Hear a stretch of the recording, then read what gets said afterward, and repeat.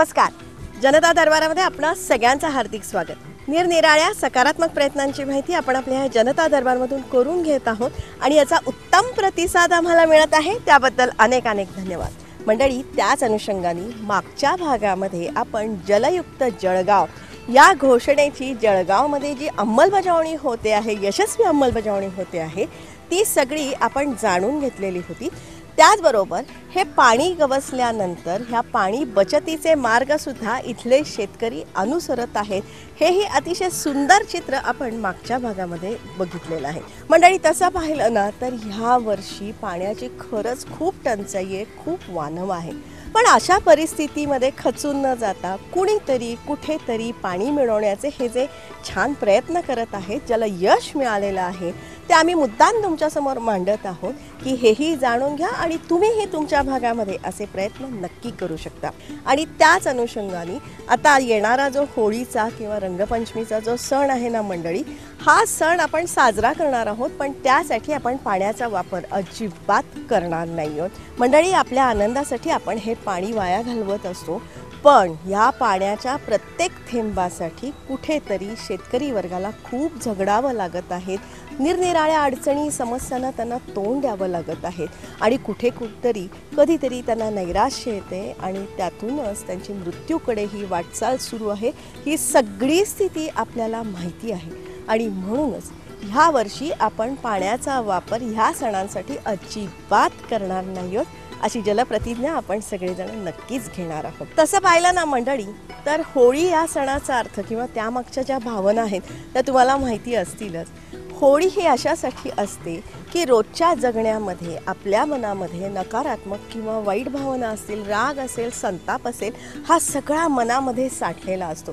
ह्या सगळ्या साठलेल्या वाईट गोष्टी किंवा नकारात्मक गोष्टी ज्या असतात ना, त्या आपण होळीला अर्पण करायच्या असतात आणि मग पुन्हा नव्याने आयुष्याला सामोरं जायचं असतं चांगल्या विचारातून. आणि हे सगळं करत असताना आपले सगळे सोबती आपल्याबरोबर असतातच, पण त्याचबरोबर जरा आजूबाजूला आपण नजर टाकलीत ना मंडळी, तर निसर्गसुद्धा अनेकविध रंगांनी बहरलेला असतो. निसर्गाचे हे सगळे विविध रंग आहेत ना मंडळी, हे आपल्या आपण आयुष्यामध्ये आणूया आणि त्यासाठीच होळीच्या आणि रंगपंचमीच्या आपल्या सगळ्यांना शुभेच्छा आणि त्यासाठीच तुमचा आमचा सर्वांचा जनता दरबार.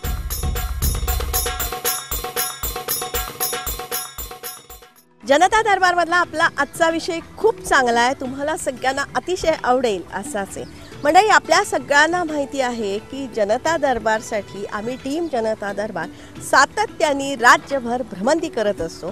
त्यामध्ये आम्हाला निरनिराळे अनुभव येत असतात, निरनिराळ्या लोकांशी मी संवादही साधत असतो आणि ते सारं आम्ही तुमच्यासमोर मांडत होतो.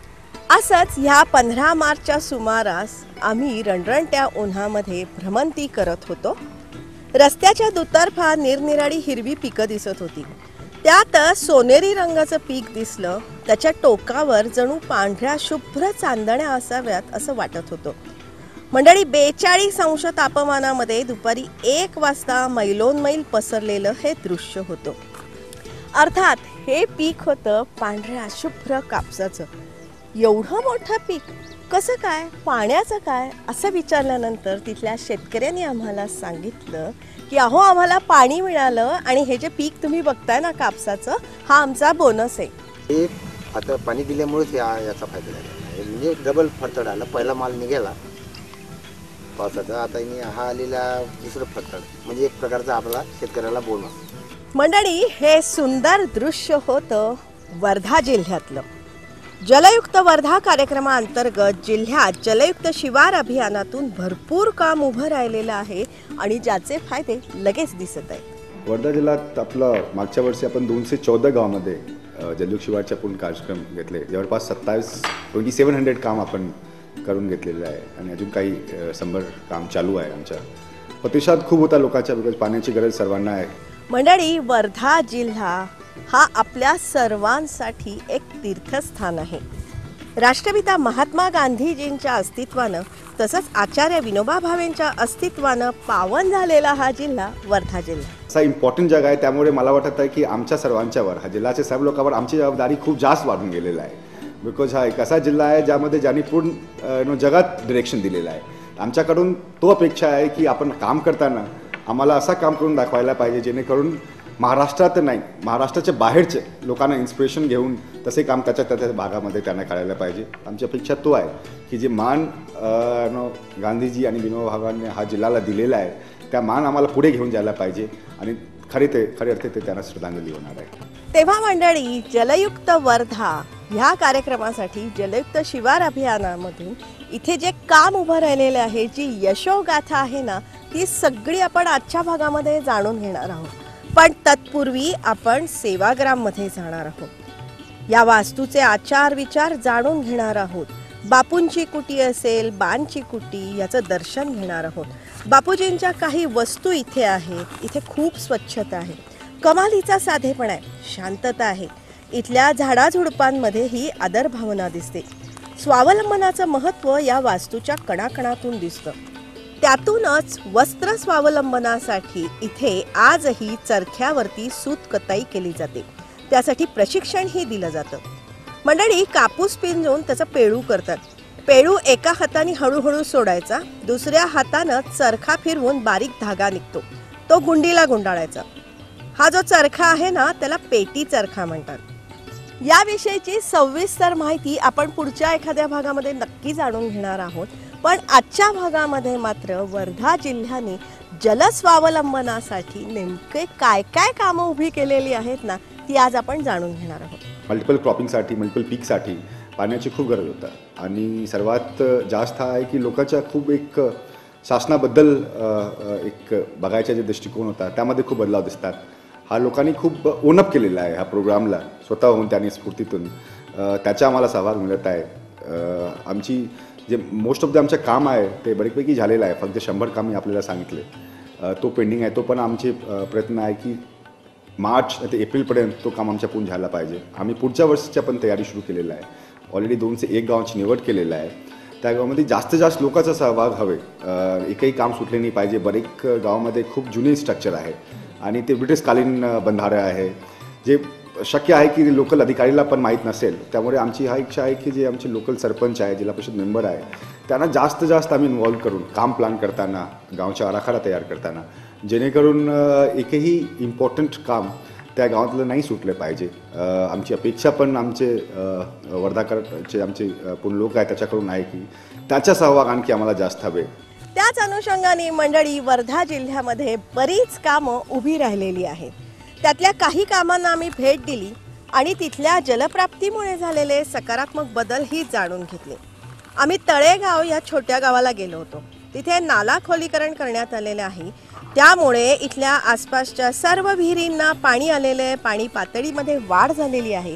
त्यातूनच इथे दुबार पिकं घेतली जात आहे आणि ओलिताखालीही बरंच क्षेत्र इथे आलेलं आहे. मागील वर्षी आम्ही आराखडा तयार करून मागच्या वर्षी या गावामध्ये 4 खोलीकरणाचे काम केलेले आहे. 2 बंधारे 2009 मध्ये बांधलेले होते. ते गाळाने परिपूर्ण बुजलेले होते. त्याचं आपण पुन्हा मागच्या वर्षी खोलीकरण केलं. या एका नाल्यावरती 385 मीटर लांबीचं आपण खोलीकरण केलं आहे. बाकीचा दुसरा नाला आहे तिथे 150 मीटर केला आहे.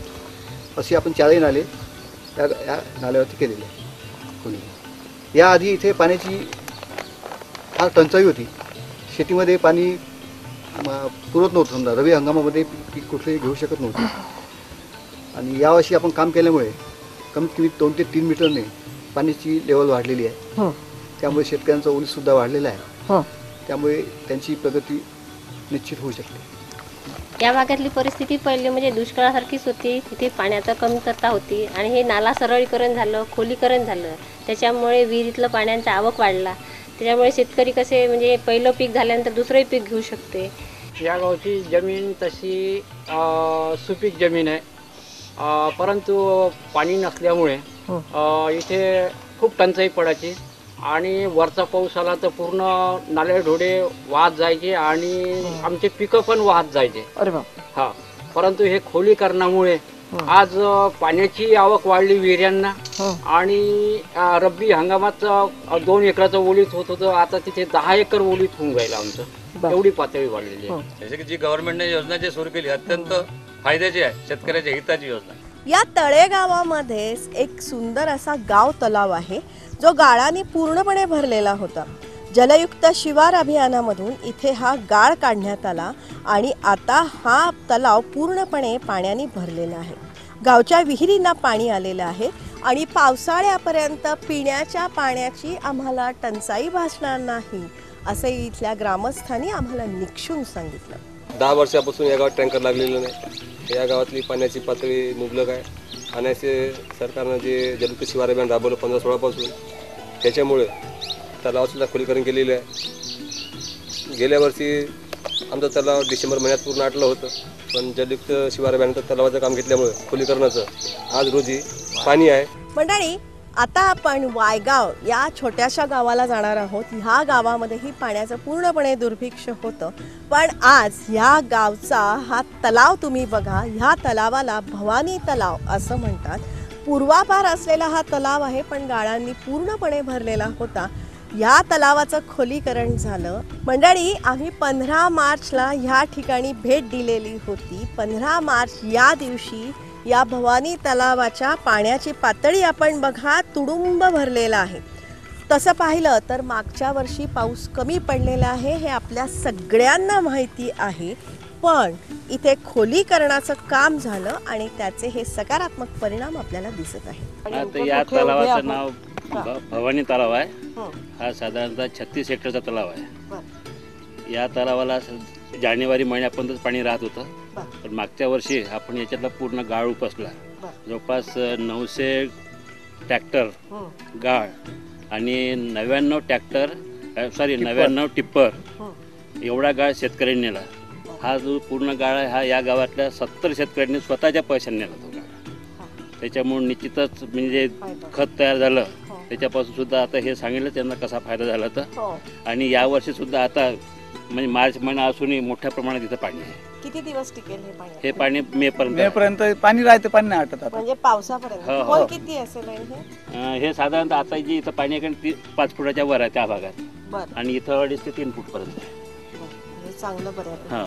या भवानी तलावाच्या खोलीकरणामुळे तलावात पाणी आलंच, पण ह्या पाण्यामुळे गावातल्या जवळपास 110 विहिरी आज पाण्याने पूर्णपणे भरलेल्या आहेत. त्याचबरोबर गावकऱ्यांनी अनेकांनी बोर घेतलेला आहे.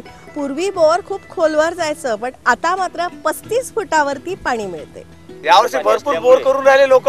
पाणी बोर जे प्राधिकरणाचं पाणी आहे ते काही परिपूर्ण येत नाही. कोणाला भरपूर येते, कोणाचा माथ्यावर आहे. माझ्याच घरी समजा 1 गुंडाच्या वर पाणी येत नाही माथ्यावर असल्याच्याने नळ, तर त्याच्यामुळे मला बोर करावं लागलं. बोरला पाणी लागतंय? पाणी लागलं, 35 फुटावर लागलं. या तलावातून काढलेला जो गाळ होता ना, तो अत्यंत सुपीक होता. हा या शेतकऱ्यांनी आपापल्या जमिनीमध्ये पसरला. पहिले माझी जमीन बड्डीचीच आहे, म्हणजे मुरमाची आहे. तो काळी माती टाकल्याच्यानं ती पराठी खूप वाढून आली. फायदा आहे, कारण जमिनीत फरक पडला. आणि आम्हाला ऑथराईज केलं की इथनं तुम्ही गाळ नेऊ शकता. आणि त्याच्यामुळे असं झालं की आमची जी मुरमाड जमीन होती ती सुपीक झाली. म्हणजे साधारणतः मी 3-4 वर्षापासून दरवर्षी 50 ट्रॅक्टर माती इथली टाकतो. त्याच्यामुळं माझं जवळपास 3 ते 4 हेक्टर क्षेत्र सुधारलं. आज तिथे मी एकरी 15 क्विंटल कापूस घेऊन राहिलो. जिथे एकरी आधी 2 क्विंटल नव्हता, तिथे आता 15 क्विंटल होऊन राहिला. भवानी तलावाचा गाळ काढल्यामुळे 70 शेतकऱ्यांना चांगल्या प्रमाणात उत्पन्नाची वाढ झाली. आणि त्याच्यामुळे गावाच्या आजूबाजूच्या परिसरातल्या विहिरांना गाळ काढल्यामुळे पाण्याचा स्रोत वाढला. गावामध्ये बोर जे केलं कोणी घरगुती, त्याच्यात पाण्याचा स्रोत वाढलेला आहे. 35 ते 40 फुटापासून पाणी लागून जाते. शेतीला जोडधंदा पाहिजे असं आपण सातत्याने म्हणत असतो. त्याच अनुषंगाने या भवानी तलावामध्ये मासेमारीचा ठेका ग्रामपंचायतीनं दिलेला आहे, ज्याचा फायदा इथल्या शेतकऱ्यांना होतोय. 3 वाजता 4 वाजता दुकान लावावं लागते, तर 1-2 वाजता मच्छा पकडायला येतो. अच्छा, अगदी फ्रेशच असतं. हो, फ्रेश. अरे वा. नाही ना, खायला चांगली आहे मच्छी गोड्या पाण्यात. हो हो.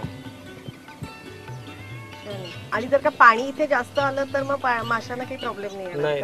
पाणी कमी असल्यामुळे पाणी जास्त असलं तेवढं फार छान, कमी असलं तर काही खरं नाही. मंडळी, आता आपण जाणार आहोत टाकळी चना या छोट्याशा गावाला. इथला गॅबियन बंधारा बघायला. मंडळी, या नाल्यापर्यंत जाण्यासाठी मैलभर पसरलेल्या कापसाच्या शेतातून आम्हाला जायला लागलं. माथ्यावरती सूर्य रणरणत होता. पांढरा शुभ्र कापूस डोळ्यात साठवत आम्ही नाल्यापर्यंत गेलो आणि झुळझुळ वाहणारं पाणी आम्ही बघितलं. मंडळी, तेव्हा तना मनावरती एक थंडसा शिडकावा आला. डोळे निवले. मार्च मधल्या दुष्काळाच्या होरपळीमध्ये सुद्धा हा झरा निवांत वाहत होता. हा मॅडम, आम्ही गॅबियन केला. इथे 19 पॉन्ड आम्ही तयार केले वेगवेगळे. आणि हे पॉन्ड तयार करत असताना लक्षात असं आलं की नॅचरल बर्ड शेतकऱ्यांना जाता येता यावं, हाही एक उद्देश. आणि खूप खर्चही होऊ नये आणि शेतकऱ्यांना त्याचा फायदा व्हावा म्हणून आम्ही हे गॅबियनचं वेगळं स्ट्रक्चर यासाठी आम्ही कामी आणलं. मंडळी, बंधारे बांधत असताना पाण्याच्या स्वभावाचा विचार करायला लागतो असं इथल्या शेतकऱ्यांनी आम्हाला सांगितलं. म्हणजे काय? म्हणजे असं की पाणी वेगाने त्याच्या स्वभावानुसार वाहून जातं आणि मग जो आपला नाला असतो तो नाला तसाच कोरडा राहतो, बंधारा तसाच राहतो. पाणी मात्र आजूबाजूच्या शेतीवाडीचं नासधूस करत निघून जातो. या साऱ्याचा विचार खोलीकरण किंवा बंधारे बांधताना करायचा असतो. येणाऱ्या प्रवाहाला एकदम जर थांबवलं तर ते अगदी ट्रेनला उभं राहून धडक दिल्यासारखा असा प्रसंग आहे तो. त्यामुळे त्याला त्याच्या स्वभावानुसारच त्याला टप्प्याटप्प्यानेच त्याला बांध घालत यावं लागतं. आणि खोलीकरणामुळे खोलीकरण केलेलं आहे. याला आपण 1.5 मीटर खोलीकरण केलं आणि 1.5 मीटरच्या त्या खोलीकरणामध्ये आम्ही एक जिओलॉजिकल त्याचा जो स्टार्टा आहे की जो जिथे वॉटर रिचार्ज होऊ शकतं, जिथे पाणी साठवून ठेवण्याची क्षमता आहे तिथपर्यंत त्याला आम्ही खोल केलं. आणि त्यामुळे आसपासच्या विहिरीला आता त्याचा फायदा होणार. या गॅबियन बंधाऱ्यामुळे इथल्या शेतकऱ्यांना खूप फायदा झालेला आहे. आणि तसं बघितलं ना तर ह्या भागामध्ये शेतकऱ्यांना कास्तकार असं म्हणतात. तेव्हा हे जे कास्तकार आलेले आहेत ना, यांनी आपापले फायदे आपल्याला सांगितले. आपण जे पाणी जे दिलं आता त्याच्यानं ते फरतड ज्याला म्हणतो आम्ही, नंतर म्हणजे 135 दिवसाच्या नंतर जे येणारं जे पीक आहे कपाशीचं, ते फरतड मोडलं जाते. बरं. तसं आता हे फरतड म्हणजे समजा बोनस कास्तकाराला, हे पाण्याच्यानं बोनस आला. बरं. असं पाण्यामुळे बोनस मिळतोय. दुसरी एवढंच नव्हे तर आजूबाजूला ज्या विहिरी असतात ना त्याच्या सुद्धा लेवल वाढल्या याच्यामुळे. किती झालं असेल, काय असेल पाणी? आज जर माझी जर विहीर पाहिलं 30 फूट पाणी आहे, 20 फूट पाणी आहे. 20 फूट, 32 फूट विहीर आहे, 20 फूट पाणी आहे. पण याच्यामुळे शेती पण होणार आणि प्यायला पाणी पण आहे भरपूर. ह्या साऱ्या जलयुक्त शिवार अभियानातल्या कामांमुळे आमच्या गावांचा पाण्याचा प्रश्न सुटला असं वर्धा जिल्ह्यातल्या या साऱ्या कास्तकरांनी आम्हाला सांगितलं. हाच आमच्या गावाचा तर प्रॉब्लेम तर सॉल्व्ह झालाच आहे जवळपास. म्हणजे तो बंधाराचा त्याचं पाणी जे अडल्या जाते ते आमच्या जलस्रोतच्या विहिरीपर्यंत येतं. त्याचा फायदा म्हणजे आजच्या तारखेला आमचं विहिरीचं पाणी आटून जायचं दरवर्षी. आता अशी परिस्थिती आहे का विहिरीचं पाणी नाही आटून राहिलं, म्हणजे पाणी चांगल्या तऱ्हेत सुकाळ झाला आहे पाण्याचा. गावाचा प्रश्न मिटला आहे पाण्याचा, काही प्रॉब्लेम नाही. बघा मंडळी, जलयुक्त शिवार अभियानामध्ये मनापासून तंत्रशुद्ध काम केल्यामुळे आज पाणी गवसते. हा जर शासनाचा प्रोग्राम असेल, कोणतेही कार्यक्रम जर आम्हाला यशस्वी करायचे असेल, लोकांच्या सहभागाच्या विना ते नाही करता येणार आहे. लोकसहभाग ऑलरेडी करत आहे. बरेचदा लोकांनी पैसे स्वतः गोळा करून दिलेला आहे. पण आणखी जास्त ते त्याचा स्वतःचा कार्यक्रम आहे हा मनात घेऊन जर त्याचा प्रतिसाद मिळाला तर आणखी आम्हाला यश नक्की मिळेल हा कार्यक्रममध्ये. आणि आमची कल्पना आहे की आमच्या एकही शेतकरीला ज्याच्याकडे पाणीचा संकट त्याच्याकडे नसला पाहिजे, पाणीमुळे त्यांना पीक नाही घेता येणार आहे असा नाही झाला पाहिजे. आणि होपफुली नेक्स्ट 2019पर्यंत आमच्या पूर्ण गावात जिल्ह्याचे 1300 जवळ आमचं गाव आहे, पूर्ण गावात यशस्वीपणे आमच्या जलयुक्त शिवारचं काम होईल अशी अपेक्षा आहे. जलयुक्त शिवार अभियान ही काळाची गरज आहे. शासनानं, माननीय मुख्यमंत्री महोदय, माननीय जलसंधारण मंत्री या सगळ्यांनी याच्यामध्ये हा शासनाचा प्राधान्याचा फ्लॅगशिप प्रोग्राम म्हणून घेतलेला आहे आणि तो यशस्वी होतो आहे. आणि मला आत्तापर्यंत जे काही चित्र दिसतं आहे त्याच्यामध्ये 250 कोटीपेक्षा अधिक रकमेची कामं ही लोकसहभागातून उभा राहिले. आज नाला खोलीकरण रुंदीकरणाचं जे काम आहे ते संपूर्ण महाराष्ट्रामध्ये या 6000 गावामध्ये जवळपास 2300 किलोमीटरचं काम झालं आहे. आणि त्यातलं 850 किलोमीटर खोलीकरण रुंदीकरणाचं जे काम आहे ते लोकसहभागातून झालं आहे. मला वाटतं की ही कार्यक्रमाची यशस्वीता आहे, लोकसहभाग अधिक मोठ्या प्रमाणात होतोय. मंडळी, जलयुक्त शिवार अभियानामध्ये आपण सर्वांनी सहभागी व्हायलाच पाहिजे.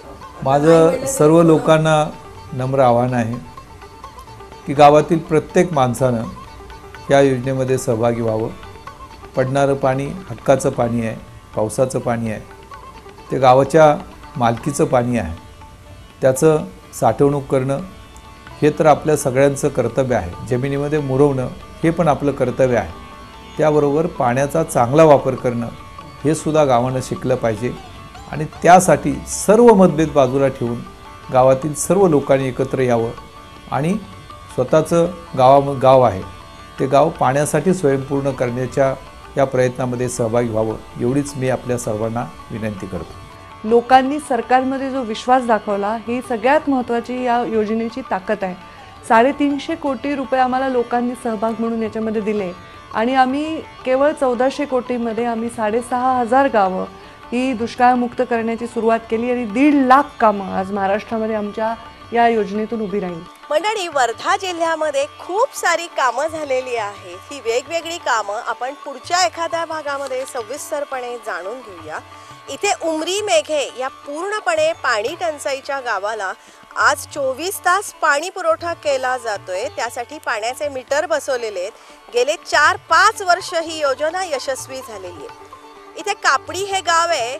या कापडी गावामध्ये कापडाची घरं आहेत. खूप वेगळी माहिती, यशोगाथा वर्धा जिल्ह्यामध्ये आहे, ते आपण जाणून घेणार आहोत. पण जाता जाता आपण सेवाग्राम आणि पवनार आश्रमाला शतशः नमन करणार आहोत. त्याच अनुषंगाने वर्धा जिल्ह्याची आगळी वेगळी माहिती देणारा आपला हा आजचा कार्यक्रम आपल्याला कसा वाटला ते तुम्ही जरूर आम्हाला कळवा. त्यासाठी आमचे संपर्क नंबर किंवा पत्ते ते आपण जाणून घ्या. आमचा ईमेल ID आहे janatadarbar@yahoo.in. याच्यावरती आपण संपर्क साधू शकता. त्याचबरोबर आता आपल्या सगळ्यांना माहिती झालेलं आहे की फेसबुकवरती जनता दरबारचं एक स्वतंत्र पेज आहे. हे पेज तुम्ही लक्षात घ्या, ते तुम्ही लाईक करा. या पेजवरती आम्ही खूप सारी माहिती दिलेली आहे. जनता दरबारचं एक पुस्तक आपण तयार केलेलं आहे. पहिल्या 53 एपिसोडची माहिती आपण त्याच्यामध्ये दिलेली आहे. ह्या पुस्तकाविषयीची माहिती ही या पेजवरती आम्ही दिलेली आहे. हे पेज जास्तीत जास्त संख्येने लाईक करण्याची आवश्यकता आहे. मंडळी, फेसबुकवरती जनता दरबारचा एक पॉझिटिव्ह ग्रुप आपण तयार केलेला आहे. तो जर का तुम्हाला जॉईन करायचा असेल तर तशा प्रकारची रिक्वेस्ट फेसबुकवरून तुम्ही आमच्यापर्यंत पाठवण्याची आवश्यकता आहे.